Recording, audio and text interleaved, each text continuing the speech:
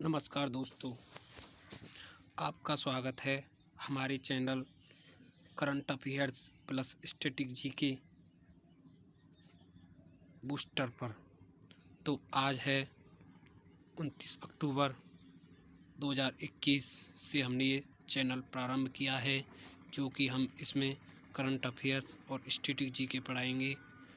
तो हम बता देते हैं कि यह वीडियो बस 15 या 20 मिनट की होगी, जिसमें कि आपकी बहुत ज़्यादा स्टैटिक जीके कवर होगी और करंट अफेयर्स होगी, जो कि आपकी परीक्षा के लिए यह महत्वपूर्ण होगी। तो पहला क्वेश्चन है इसमें कि शौकत मिर्ज़ाएव किस देश के फिर से राष्ट्रपति बने हैं। तो इसके ऑप्शन 4 दिए गए हैं, जिसको आपको आंसर देना है। इसका आंसर है उज़्बेकिस्तान। तो दोस्तों, हमने आपको बताया था कि इसके स्टैटिक जीके हम आपको कुछ इम्पोर्टेंट पॉइंटों के तौर पर दे दिए जाएंगे, जो कि इस प्रकार हैं। शौकत मिर्ज़ाएव लगातार दूसरी बार उज़्बेकिस्तान के राष्ट्रपति बने हैं। तो एक नज़र उज़्बेकिस्तान में, जो कि स्टैटिक जीके बन जाएगा। तो उज़्बेकिस्तान एशिया महाद्वीप में स्थित है। उज़्बेकिस्तान की राजधानी ताशकंद है। उज़्बेकिस्तान की करेंसी उज़्बेकिस्तानी सौम है। उज़्बेकिस्तान की राष्ट्रपति शौकत मिर्ज़ाएव हैं।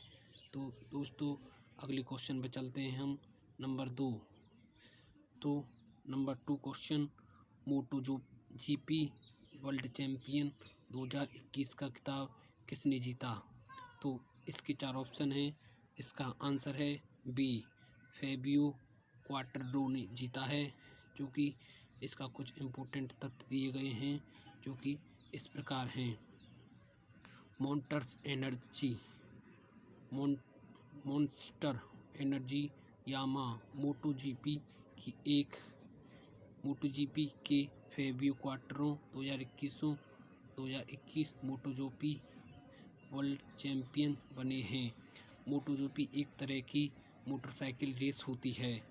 तो इस रेस में टॉप 3 को इनाम दी जाती है, जो कि इस टॉप 3 के नाम हैं। फर्स्ट पर है फैबियो क्वाटरो, दूसरे पर है फ्रांसिस्को बगनाया और तीसरे पर है जोआन मीर। तो आगे चलते हैं दोस्तों, क्वेश्चन नंबर है 3। तो इसका आंसर देना है आपको। भारत के पहले radio over internet protocol system का उद्घाटन किस बंदरगाह पर किया गया। तो इसका आंसर बताना है दोस्तों आपको। इसका आंसर है सी, श्यामा प्रसाद मुखर्जी पोर्ट, कोलकाता है में। तो दोस्तों, हमने जो आंसर पर स्टार लगाए हैं, जो कि आप पहले एक बार आप याद कर लेंगे, एक बार हम करवा देंगे, तो आपको ये याद हो जाएगा। जो कहते हैं कि जो एक बार किसी चीज़ को देख लें या गहराई से पढ़ लें, तो वह पेपर में एकदम याद आ जाता है ऑप्शन के थ्रू। तो कुछ इसके इम्पोर्टेंट तथ्य हैं, तो इस प्रकार हैं। पहला पॉइंट है, श्यामा प्रसाद मुखर्जी पोर्ट कोलकाता में radio over internet protocol system का उद्घाटन किया गया है, और यह सिस्टम प्राप्त करने वाला कोलकाता पहला प्रमुख भारतीय बंदरगाह बन गया है। इस सुविधा के साथ कोलकाता से विशेष रूप से तूफान और खराब मौसम के दौरान सैंड हेड्स स्थित पोत के साथ रेडियो के माध्यम से सीधे संचार किया जा सकता है। यह कोलकाता से सैंडहर्ट्स तक पूरी हुगली नदी के मुहाने को कवर करेगा, जिसके 4 स्थानों बेस स्टेशन होंगे, जिसमें कोलकाता, हुगली पॉइंट, हल्दिया और सागर पायलट स्टेशन हैं। तो अगले क्वेश्चन पे चलते हैं। तो देखो दोस्तों, मैं बता रहा था स्टैटिक जीके आएगा, तो ऐसे आया है। देखो, एक पहल भारत का पहला भारत का पहला। अगर दोस्तों हमारी स्ट्रेटेजी के करंट अफेयर्स आपको पसंद आई तो हमारे चैनल को सब्सक्राइब करना और लाइक करना और शेयर करना। तो पहला पॉइंट है, उच्च गुणवत्तापूर्ण पेयजल ड्रिंक फ्रॉम टैप योजना उपलब्ध कराने वाला भारत का पहला शहर कौन सा है? तो पहला शहर है पुरी। तो 1 करोड़ फास्टेज जारी करने वाला देश का पहला बैंक कौन सा है? तो आंसर है पेटीएम पेमेंट बैंक। ठीक है। ट्रांसजेंडर के लिए आरक्षण प्रदान करने वाला देश का पहला राज्य कौन सा है? तो कर्नाटक है। कोविड-19 के खिलाफ 100% टीका करने वाला पहला भारतीय शहर है भुवनेश्वर। तो अगला पॉइंट है, भारत के पहला स्वदेश निर्मित विमान वाहक पोत IAC P-71 विक्रांत नौसेना में शामिल किया जाएगा। इस विमान वाहक पोत का निर्माण किसने किया है? कोचिन शिपयार्ड लिमिटेड ने किया है। तो अगला क्वेश्चन है दोस्तों हमारा क्वेश्चन नंबर 4 इस प्रकार है, प्रत्येक घर के लिए खुले में शौच मुक्त ODF और बिजली हासिल करने वाला भारत का पहला राज्य कौन सा बना है? तो इसका आंसर है गोवा। तो गोवा के बारे में कुछ इम्पोर्टेंट तथ्य दिए गए हैं जो कि आपको स्टैटिक के रूप में पढ़ने हैं। तो इस प्रकार है, गोवा हर घर में खुले में शौच मुक्त ODF और बिजली हासिल करने वाला भारत का पहला राज्य बन गया है। इसके अलावा गोवा हर घर जल मिशन के तहत हर घर को नल का पानी उपलब्ध कराने वाला भारत का पहला राज्य भी बन गया है। और गोवा ने गरीबों और ज़रूरतमंदों को मुफ्त राशन उपलब्ध कराने का 100% लक्ष्य भी हासिल किया है और कोविड-19 टीकाकरण की 100% पहली खुराक भी पूरी कर ली है। तो एक नज़र गोवा को लेते हैं। ठीक है। गोवा की स्थापना 30 मई 1987 को की गई। गोवा की राजधानी पणजी है। गोवा के प्रेजेंट टाइम में मुख्यमंत्री हैं प्रमोद सावंत बीजेपी पार्टी से। गोवा के गवर्नर हैं प्रेजेंट टाइम में PS श्रीधरन पिल्लई। तो गोवा को अभी और कुछ और पढ़ते हैं। गोवा के मुख्य न्यायाधीश हैं दीपांकर दत्ता। गोवा के 2 पड़ोसी राज्य हैं महाराष्ट्र और कर्नाटक। गोवा की लोकसभा सीट 2, राज्यसभा सीट 1 और विधानसभा सीट 40 हैं। गोवा राज्य के प्रसिद्ध लोक नृत्य इस प्रकार हैं, डालो, मोरुलेम, कोलुकाली, तरंगमेल, लावा, देखनी, रोमत, गोफ, लैंप, जागोर, कोरिंडिंडो, सिग्मो, डंगर, फुगड़ी, जिम्मोड़ा, मुसूल, गूड़े मूड़नी। इस प्रकार गोवा राज्य के लोक नृत्य हैं। और अगला, क्षेत्रफल के हिसाब से भारत में सबसे छोटा राज्य कौन सा है? गोवा है। गोवा मुक्ति दिवस कब मनाया जाता है? 19 दिसंबर को मनाया जाता है। गोवा के प्रमुख स्टेडियम इस प्रकार हैं, जवाहरलाल नेहरू स्टेडियम और तिलक मैदान स्टेडियम फुटबॉल का है। गोवा का सबसे बड़ा बांध कौन सा है? सलोलिम बांध है। तो अगले क्वेश्चन पे आते हैं। अगर दोस्तों आपको पसंद आए वीडियो प्लीज़ लाइक करना और सब्सक्राइब करना और शेयर करना, जो कि आपके पेपर के लिए बहुत लाभदायक क्वेश्चन रहेंगे गारंटी के साथ। जर्मन बुक ट्रेड 2021 का शांति पुरस्कार किसे मिला? तो इसका आंसर है तित्सी डेंगारेम्बुंगा को मिला है। तो इस क्वेश्चन के कुछ अवार्ड हैं, तो इसका कुछ इम्पोर्टेंट तथ्य है। तो इस प्रकार है, जर्मन बुक ट्रेड 2021 का शांति पुरस्कार जिम्बाब्वे की लेखिका और एक फिल्म निर्माता तशी डिंगा रेम्बुंगा को उनके देश और दुनिया भर में हिस्सा के कार्य पर एक नए ज्ञानोदय के लिए यह पुरस्कार दिया गया है। पुरस्कार की राशि है 25,000 यूरो। तो कुछ स्ट्रेटेजी के रूप में दोस्तों हमने एक 5 पुरस्कार बहुत इम्पोर्टेंट इसमें लिखे हैं, जो कि इस प्रकार हैं। भौतिक विज्ञान के क्षेत्र में नोबेल पुरस्कार 2021 स्क्यूरो मोनाबे को दिया गया है, क्लाउस हेंसमैन को दिया गया है और जॉर्जिया बोरिसिया को दिया गया है। रसायन विज्ञान के क्षेत्र में नोबेल पुरस्कार 2021 दिया गया है बेंजामिन लिस्ट को और डेविड मैकक्लिनकन को दिया गया है। और तीसरा पॉइंट है साहित्य के क्षेत्र में नोबेल पुरस्कार 2021 अब्दुल रज़ाक गुरनाह को दिया गया है। तो अभी 2 और बचे हैं पुरस्कार, इस प्रकार है। नोबेल शांति पुरस्कार 2021 मारिया रेसा को दिया गया है और दामित्री मुराटोव को दिया गया है।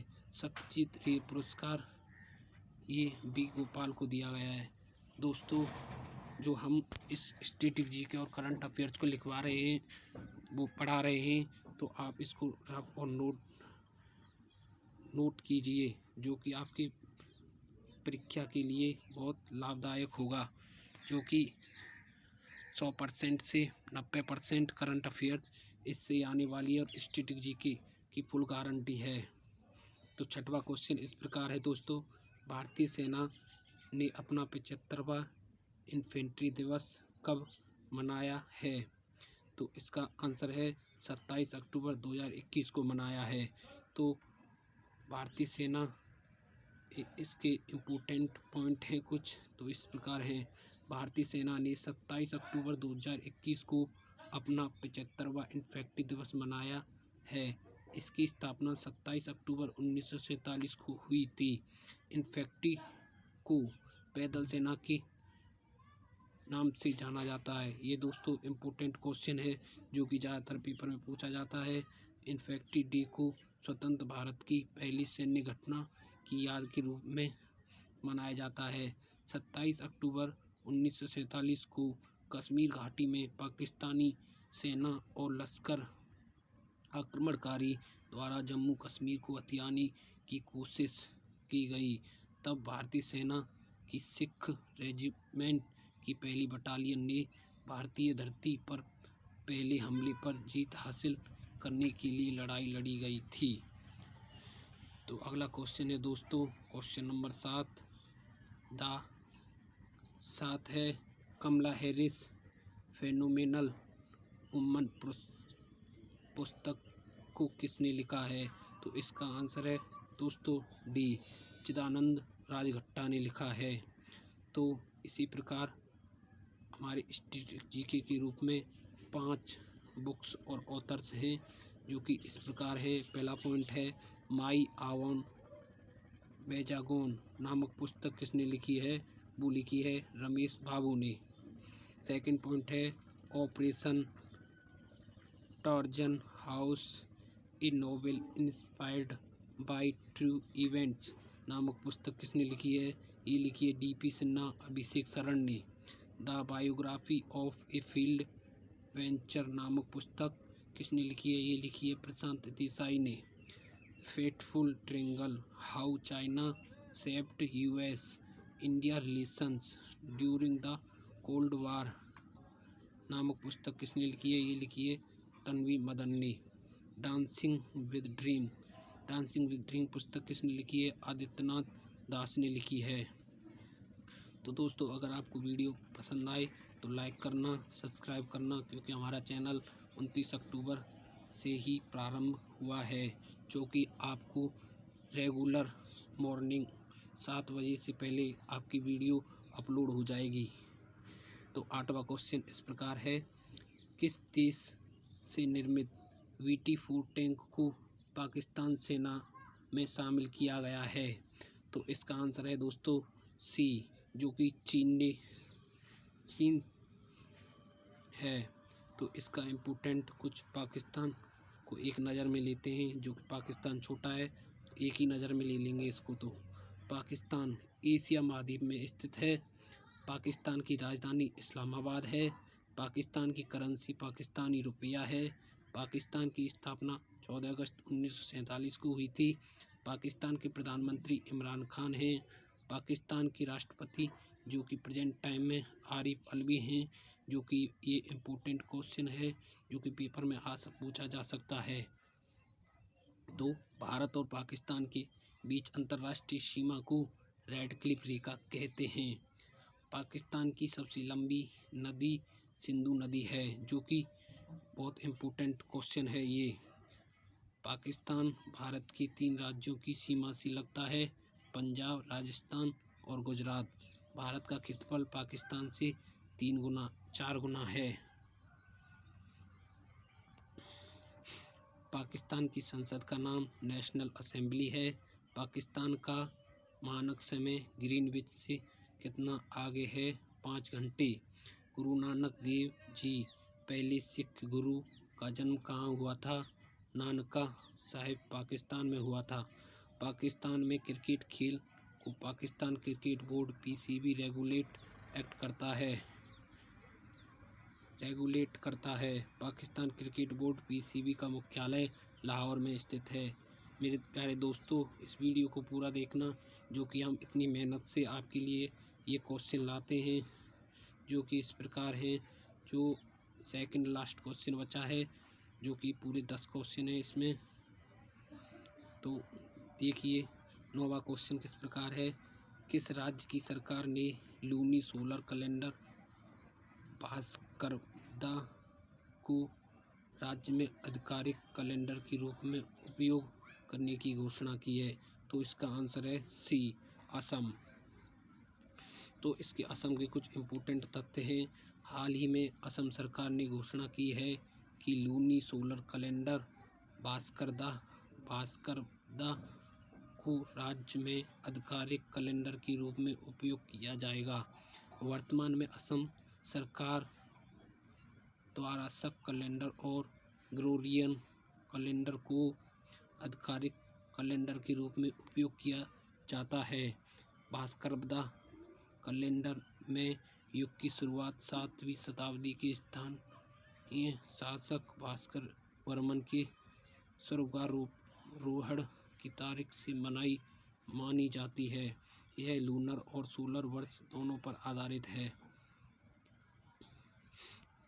तो दोस्तों, अगला क्वेश्चन है, अगर जो मुझसे बोलने में या कुछ क्वेश्चनों में गलती हो जाए तो आप प्लीज़ कमेंट में बताना, जो कि हम अपनी गलती को सुधार सकें, क्योंकि हम अभी नए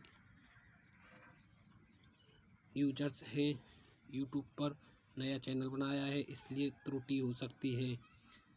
तो 10वां क्वेश्चन है, सतर्कता जागरूकता सप्ताह कब से कब तक मनाया जाता है? वेरी इंपॉर्टेंट क्वेश्चन है दोस्तों। इसका आंसर है बी, 26 अक्टूबर से 1 नवंबर तक मनाया जाता है। तो 10वें क्वेश्चन के कुछ इम्पोर्टेंट पॉइंट हैं, तो आप इनको पढ़िए। देखिए, केंद्रीय सतर्कता आयोग द्वारा 26 अक्टूबर से 1 नवंबर 2021 तक सतर्कता जागरूकता सप्ताह 2021 का आयोजन किया गया है। यह वार्षिक कार्यक्रम है, उस सप्ताह के दौरान मनाया जाता है, जिसमें सरदार वल्लभ भाई पटेल का जन्मदिन आता है, जो कि 31 अक्टूबर को होता है। दोस्तों सुनिए, जो कि ये PDF है, ये बहुत मेहनत से बनाई जाती है। अगर आप लाइक और शेयर नहीं करेंगे तो हमारा चैनल आगे नहीं बढ़ पाएगा, और हम आपके लिए डेली सुबह 7 बजे से पहले आपके लिए क्लास अपलोड कर दिया करेंगे। तो देखिए, उद्देश्य है इसके सप्ताह भर चलने वाले इस उत्सव का मुख्य उद्देश्य लोक सेवकों के बीच सत्यनिष्ठा, पारदर्शिता और जवाबदेही को बढ़ावा देना, और भ्रष्टाचार के अस्तित्व, कारणों और गंभीरता और समग्र रूप से समाज के लिए इसके द्वारा उत्पन्न खतरे के बारे में जागरूकता पैदा करना है। तो दोस्तों, इसकी 2021 में थीम थी स्वतंत्र भारत। @ 75 अनुपात अखंडता के आधार पर आत्मनिर्भरता। थैंक यू दोस्तों। हमारी वीडियो कैसी लगी आप कमेंट में बताना। जो कि हम पे कुछ गलती हुई हो तो उस कमेंट में लिख देना, उस हम गलती को सुधार सकें। धन्यवाद। कल आपकी 7 बजे से पहले वीडियो आ जाएगी। Thank you.